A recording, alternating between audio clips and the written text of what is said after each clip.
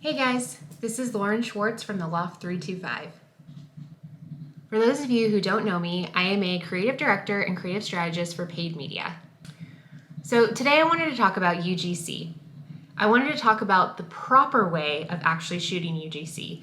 And yes, it does sound funny to say the proper way, but there is actually a way to shoot UGC to have it be effective.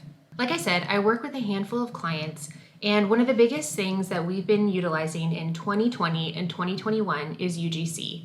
So it is super important to have really good UGC, and it is important to have UGC that is shot properly. Today I'm going to give you the tips and tricks that I use when I am shooting my UGC. The first thing that's super important is good lighting.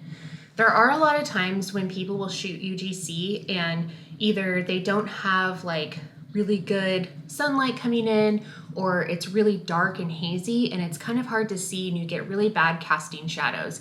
So it's very important to make sure that you have really, really good lighting.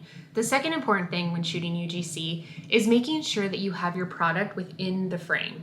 So a lot of times when people shoot UGC, they shoot it for a 9:16 format, which is great, but a lot of times they take the product and they put it really low at the bottom of the screen. So it's really hard to see what you're actually talking about. As a designer, when I'm designing ads, I have to think about all formats. I have to think about 1:1, 9:16, and 4:5.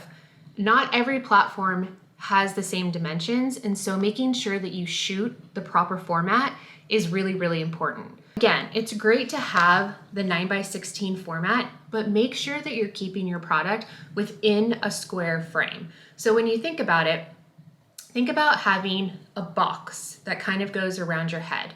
So there's enough room on top, so about a hand's width on top, a hand's width on the side, and a hand's width on the bottom. And when you actually do that, that formulates a square. And so within that, you can keep your face, you can keep your product, and it's really, really clear to the audience.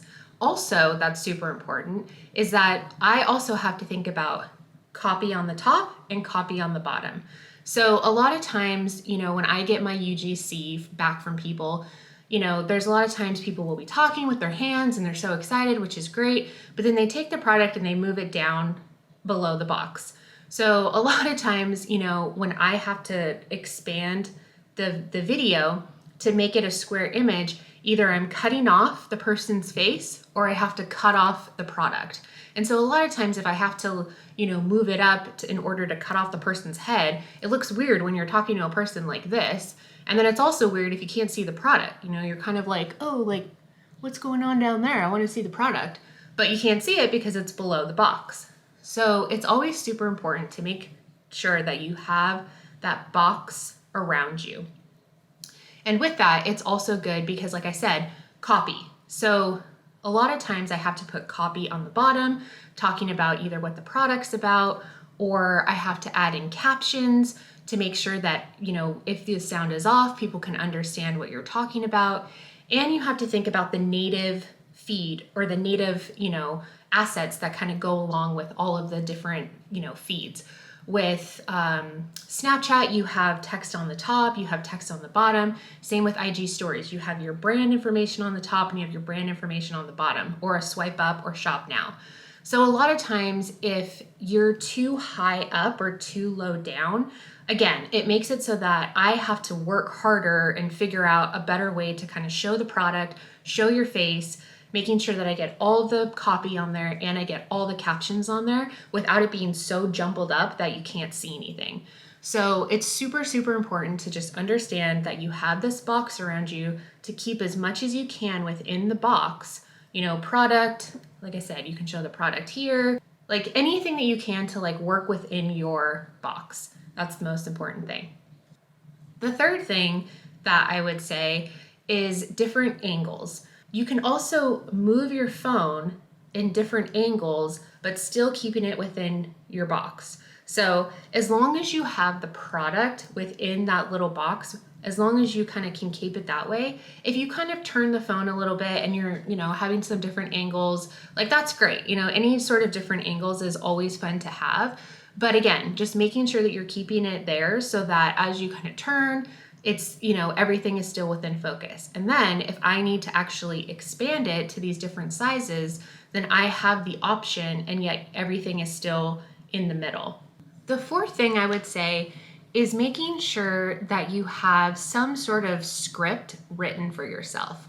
So a lot of times we'll get the UGC back from influencers or customers with testimonials, which is always great, but they have a tendency to kind of ramble on a little bit, which again, they're excited, they want to talk about the product, and it's always nice to have information that I can pull from in order to make my ad creatives. But having some sort of a script to kind of go off of to, just remember what you're actually talking about is really important. A lot of times me and the buyers that I work with, we will send them just kind of a little script of maybe 10 call outs that we need to have in order to have them shoot their UGC. Some of the features that they have in the product, the benefits of the product, any sort of, ingredients that they want to call out. These are all things that are really important in order to have in your UGC.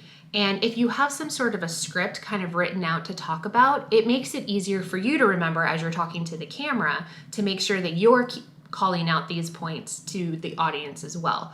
Obviously, always give the true testimonial of what you think about the product, but having these key elements to call out as well is super beneficial for me as a designer and really beneficial, to the people who you're talking to. I hoped that this helped to explain how to shoot UGC a little bit better. It's always great to have this sort of information when you're talking to any influencer or anyone who's shooting UGC for your brand.